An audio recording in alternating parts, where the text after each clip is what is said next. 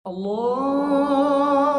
Akbar, Allahu Akbar, Asyhadu an la ilaha illallah.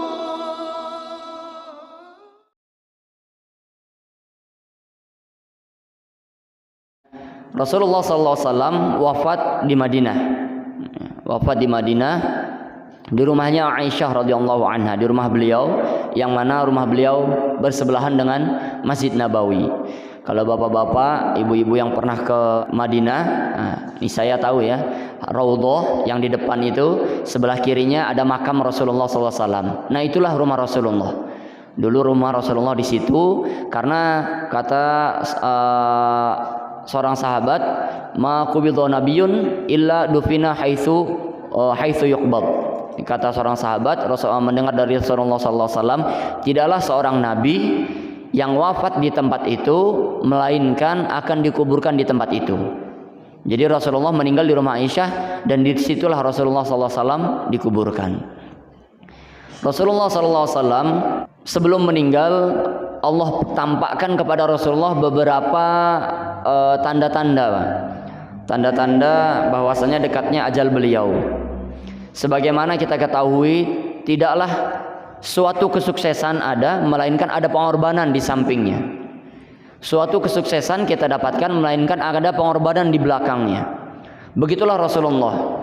Islam sudah jaya, Islam sudah menyebar di mana-mana, sampai kata Allah Subhanahu wa taala, manusia masuk Islam afwaja, berbondong-bondong masuk Islam, beramai-ramai masuk Islam. Ini tanda suksesnya dakwah Rasulullah SAW.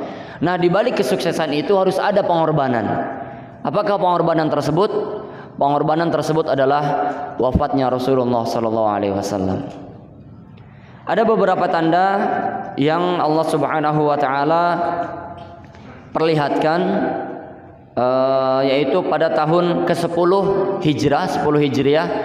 Sebagaimana kita ketahui tadi, setelah 13 tahun di Makkah, Rasulullah hijrah ke Madinah. Nah, hijrah pertama itulah dikatakan dari sekata para ulama sebagai tahun Islam pertama. Jadi dulu para sahabat bingung, tahun Islam ini dimulai dari mana? Dimulai apakah dari maulidnya Rasulullah SAW, apakah dari tahun jahiliyah?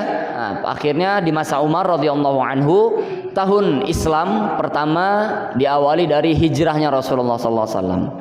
Jadi ketika Rasulullah hijrah ke Madinah, itulah tahun Islam pertama. Dari situ penanggalan hijriah dibuat.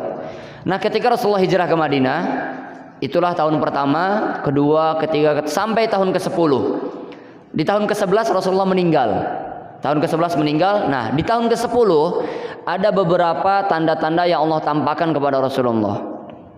Di tahun ke-10 Rasulullah SAW i'takafa fi Ramadan 20 yauman. Seperti biasa Rasulullah kalau Ramadan itu i'tikaf Pak ya, Bu ya. Jadi 10 hari terakhir biasa kita i'tikaf. Itu kebiasaan Rasulullah, dan Rasulullah biasanya i'tikaf 10 hari. Jadi dari tanggal 21 sampai akhir. Tapi di tahun 10 Hijriah ini Pak, Rasulullah beriktikaf sebanyak 20 hari, tidak seperti biasanya. Jadi ketika Ramadan tahun 10 Hijriah, Rasulullah beriktikaf 20 hari, tidak seperti tahun-tahun sebelumnya. Ini tanda pertama yang Allah perlihatkan kepada Rasulullah SAW. Kemudian tanda berikutnya, Rasulullah haji wada bersama para sahabat di tahun 10 Hijriah. Ketika haji wada, di situ Rasulullah SAW mengatakan kepada para sahabat, khudhu anni manasikakum. Ambillah tata cara hajiku dari kalian, untuk kalian. Jadi tata cara haji Rasulullah ambil sebaik-baiknya, karena kata Rasulullah, la'alli la ahujju ba'da 'ami hadza. Karena siapa tahu, aku kira bahwasanya aku tidak akan haji setelah tahun ini. Ini dalil bahwasanya dekatnya ajal Rasulullah. Kemungkinan ini adalah haji terakhir. Perlu kita ketahui, Rasulullah haji cuma 1 kali Pak seumur hidupnya. Kalau umroh berkali-kali, tapi haji Rasulullah hanya 1 kali. Itu ketika haji wada tersebut. Begitu juga pada bulan Ramadan, biasanya Jibril turun 1 kali, tapi ketika tahun 10 Hijriah Jibril turun 2 kali. bermudarasah, mengajarkan Rasulullah SAW Al-Quran. Rasulullah tilawah di hadapan Jibril. Ini Rasulullah Pak ya, kelasnya beda. Kalau kita kan tasmi atau tilawah setoran hafalan ke guru kita ya, ke syekh kita. Rasulullah langsung ke malaikat Jibril. Karena Jibril lah yang diutus oleh Allah Subhanahu wa taala.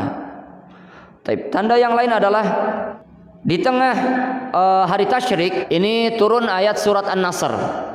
Bismillahirrahmanirrahim. Idza jaa nasrullahi wal fath.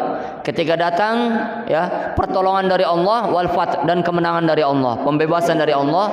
Wa ra'aitan nasa yadkhuluna fi dinillahi afwaja.